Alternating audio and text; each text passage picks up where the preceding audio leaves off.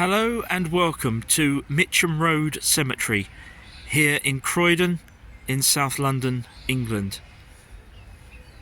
This cemetery, which is also known as Croydon Cemetery, is a vast site which you can't really fully appreciate from here with its very neat tree-lined roads, but it covers a huge area. Originally opened in 1897, it was extended several times, and the Croydon crematorium was also added to the site in 1937. We're here today to cover a story that I've been wanting to look at for some time, and by coincidence, doing it at this particular time is actually very poignant for reasons that will become clear later. This is the actual memorial that we've come to see, and this mass grave site. We're here to tell the story of the Lanfranc school disaster.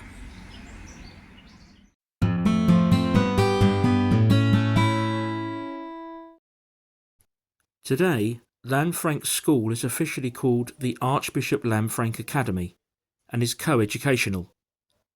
At the time of the disaster, in 1961, it was a boys' school called Lanfranc Secondary Modern. The school is named after Archbishop Lanfranc, who lived from circa 1005 to 1089. He became Archbishop of Canterbury in 1070, just 4 years after the Norman conquest of England, and remained in the post until his death. The sprawling pale blue area in the centre of this map is Croydon Cemetery, otherwise known as Mitcham Road Cemetery, taking its name from this entrance, which is located on the main Mitcham Road.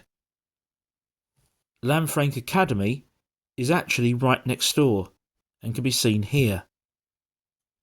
The memorial that we've come to visit is located here, about 200 yards into the cemetery from its entrance from the Thornton Road side.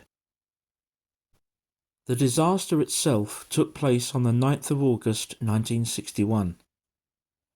Lanfranc School chartered an aeroplane to take 34 boys aged between 13 and 16, along with 2 masters, to Stavanger in Norway to take part in a hiking expedition.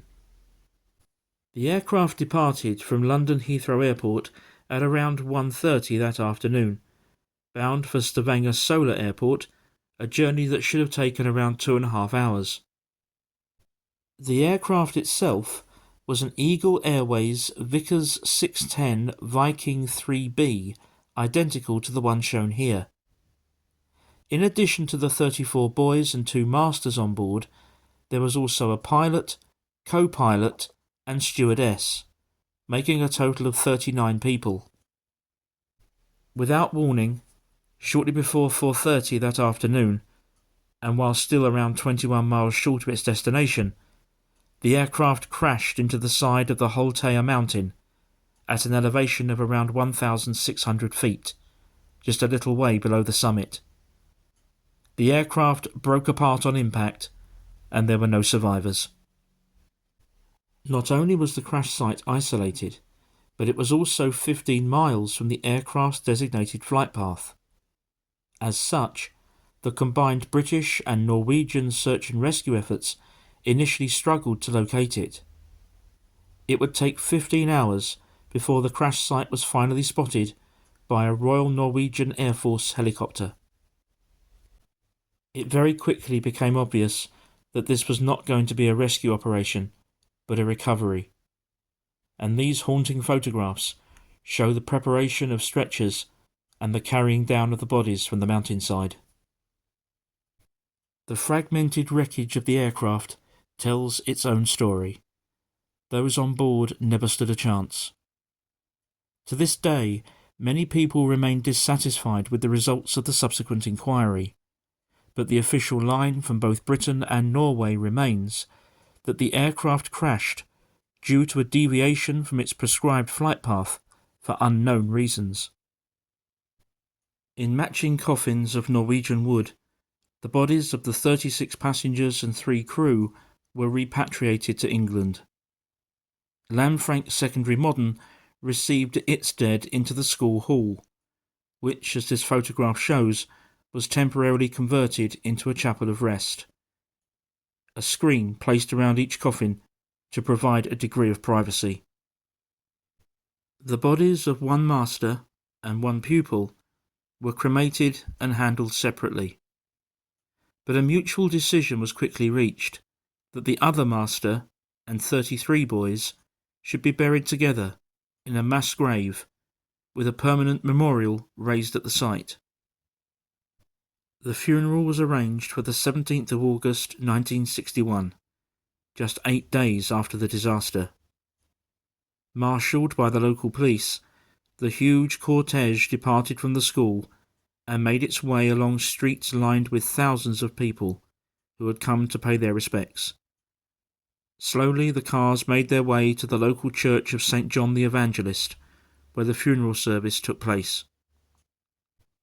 Afterwards, the 34 bodies were taken to their final resting place in Mitcham Road Cemetery and laid out in 2 rows of 17.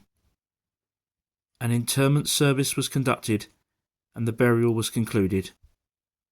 In the weeks that followed, an estimated 100,000 people came to visit the site. Back in Norway, a memorial was erected at the crash site on the Holtea mountain. Over the years, it has been the scene of numerous memorial services. The people of Stavanger donated a copy of their memorial cross to the people of Croydon for incorporation into their memorial at the burial site, as can be seen here. A raised flower bed was built above the mass grave, and down each side there are 17 individual memorials, each one in line with the body of the victim it represents. At the far end, there's also an inscription dedicated to the memory of the master and pupil who were cremated, as mentioned earlier. Directly opposite the other end of the mass grave, near the cross, there's one other feature of the overall site. It's this memorial, which bears an inscription detailing the tragedy and when it occurred.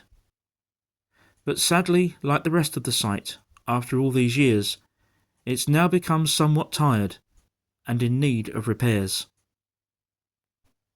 However, the Archbishop Lanfranc Academy, whose pupils still visit the gravesite every year, has a plan of action, and it's this that turned out to be so poignantly coincidental with the making of this video.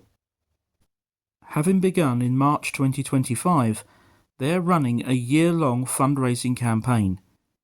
They hope that by March 2026 they will have raised at least £60,000 to pay for the complete refurbishment of the gravesite and memorial, in time for the 65th anniversary commemorations in August of that year.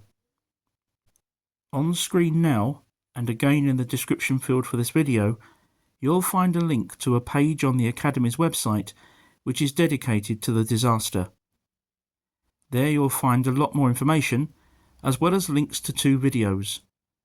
One shows the 2021 60th anniversary commemoration service, which was held on the Holtea mountain, and the other is the Pathé newsreel footage from the day of the funeral. You'll also find a button, which looks like this, that takes you directly to their fundraising page if you'd like to make a donation.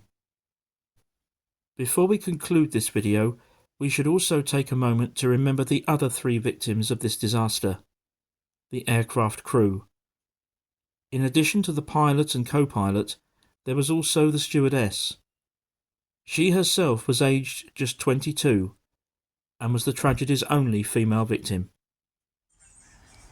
So that concludes this video on the Lanfranc school disaster, otherwise known as the Stavanger air disaster. And hopefully this is a place that we'll be able to come back to in the near future and see again once the restoration work has been carried out. Please remember to like, subscribe and press the notification bell for more. If you'd like to help support the channel, you can do so by following the links that are on screen now to my Ko-fi page. And if you enjoy history videos such as this, then there'll also be a link on the screen in a moment to another one that you might find of interest. Thank you very much indeed for watching, and I'll see you again next time.